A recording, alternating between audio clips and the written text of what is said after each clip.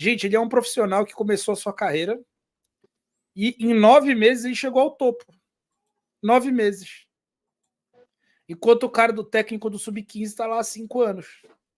Então, assim, eu não estou criticando. Tem várias vírgulas aí, né? Eu não estou questionando, eu só estou te dizendo que ele chegou ao auge de uma carreira em 9 meses.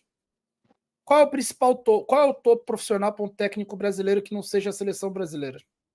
Flamengo. Assim, ele está no principal time do país, no que tem mais cobertura de mídia, mais até do que a seleção brasileira atualmente, fora de Copa do Mundo. Então, ele está no topo profissional dele. Ele não vai perder essa chance, meus amigos. Ele pode perder por incompetência, mas para os outros, ele não vai deixar ninguém tirar isso dele. A gente pode falar sobre isso um pouco? Entendo. Entendi o que você quis dizer agora no final, que não foi uma questão, bom, pelo menos eu vejo dessa maneira, não foi por mérito. Não tem mérito para estar onde ele tá. Ele chegou, caiu no colo dele, ele pegou e vai abraçar. Não dá para dizer que ele tem mérito porque nunca treinou um time profissional. Pelo menos é a minha visão. Mas tem um outro detalhe, né? A questão da ruptura, para mim, está ligada com o fato dele ter o contrato agora até 2025. Até o final de 2025. Se não fosse uma questão...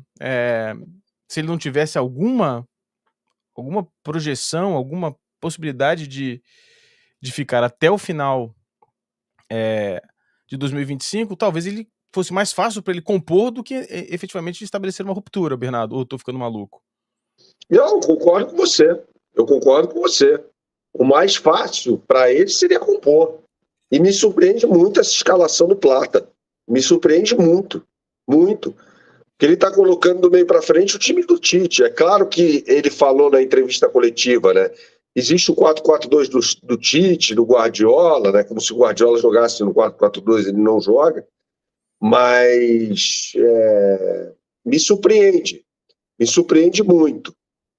Bastante.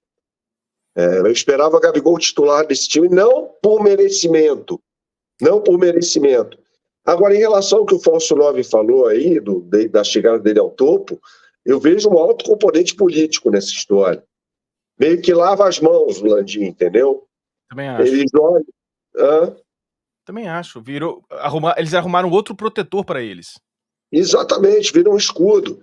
Com direito a Rodrigo Nducci na entrevista coletiva, né? Que é candidato da situação à presidência do Flamengo.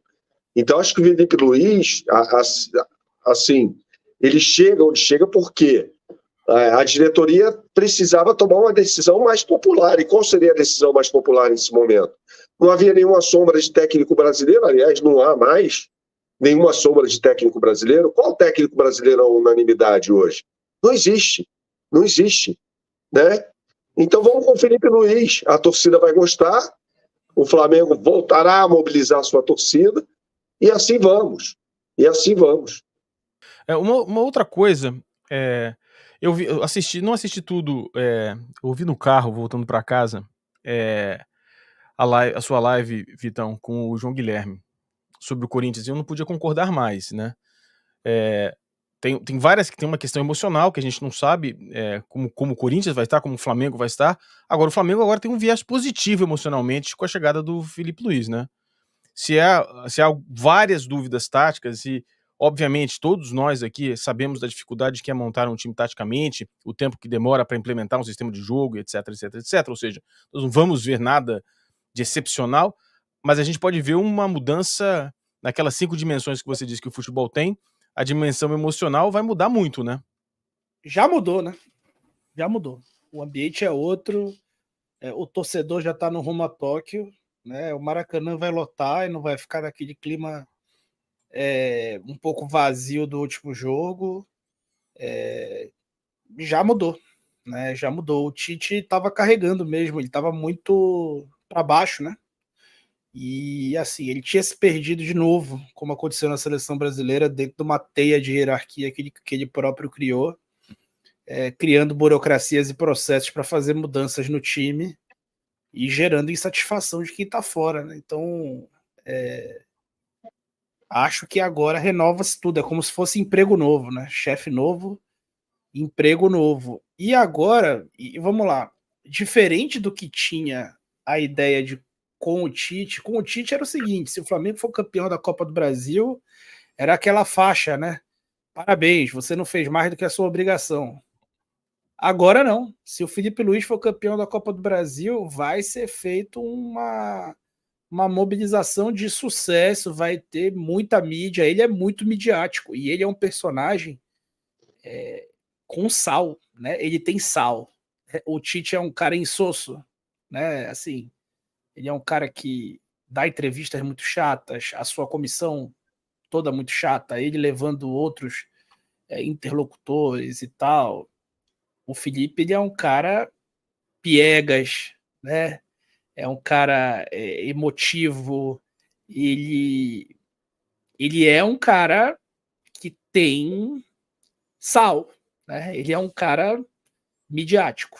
E isso é positivo para quem está querendo emplacar uma vitória em eleição, porque a vitória em si, ela diz alguma coisa, mas a forma como as pessoas reagem a essa mesma vitória, ela é completamente diferente se for com um personagem carismático ou um que está desgastado. Exato. Bernardo, qual é a sua visão disso? E você pode complementar e comentar a respeito do impacto do Felipe Luiz nas eleições do Flamengo? Eu acho que é a última cartada, tá? É óbvio que, assim, quando a gente fala de eleições do Flamengo, a gente tem que levar em consideração que quem vota é o sócio da sede, né? O cara que está preocupado com a quadra de tênis, com a piscina, com essas coisas, cara, que não necessariamente é torcedor do Flamengo, né? Mas quando a gente fala aqui de impacto no futebol, é a última cartada. Não existe outra carta na manga, né? Não que houvesse uma carta na manga. Essa diretoria não tem planejamento esportivo, um projeto esportivo de jeito maneira. Não existe isso. Então, o Tite era um morto-vivo, né? Tanto na questão mental dele, né? Você via na feição do Tite, nas respostas do Tite, né? Um morto-vivo, né? E o banco de reservas do Maracanã no jogo contra o Atlético virou um sepulcro dele, né? É impressionante a imagem dele antes de a bola rolar, de um Tite completamente introspectivo, abatido emocionalmente, tal, aquela coisa toda. Então, aí é o seguinte, Kika, Falso 9 e amigos. Como é que você muda o ambiente? Trazendo um novo técnico, né? Fosse ele, Rogério Ceni, por exemplo, né? Não com a rejeição que o Rogério Ceni tem, para mim, besta, de alguns torcedores, ou de boa parte da torcida do Flamengo. Mas quando o Rogério Ceni chegou, eu sempre faço essa comparação, cara, com a saída do Domi. Quando chega o Rogério Ceni, emanava, né? Ele dá uma coletiva maravilhosa, em que ele fala do Zico, dos ídolos do Flamengo, que ele viu, as fotos estampadas ali no CT, perdão, do Ninho do Urubu. E aí você vê um Felipe Luiz mais ou menos com essa energia, né, cara? O cara olha assim, num pensamento muito raso, vê a entrevista que ele deu para o Bola da Vez há uns anos e fala que tem todos os treinos do Jorge Jesus anotados. Aí o cara vê assim, pô, um ídolo recente, identificado com a torcida, nossa gente vai estar em campo, aquela coisa toda, numa análise bem rasa, cara. Vira um salvador da pátria, entendeu? E aí, para a diretoria, esse salvador da pátria pode significar o salvador das eleições, né? O Flamengo perdeu a Libertadores da América, gente, de forma ridícula, vexatória, para o Peñarol, um time ruim. O time do Peñarol é ruim, tá? É ruim. E o Flamengo perdeu, foi desclassificado por esse time, de forma vexatória.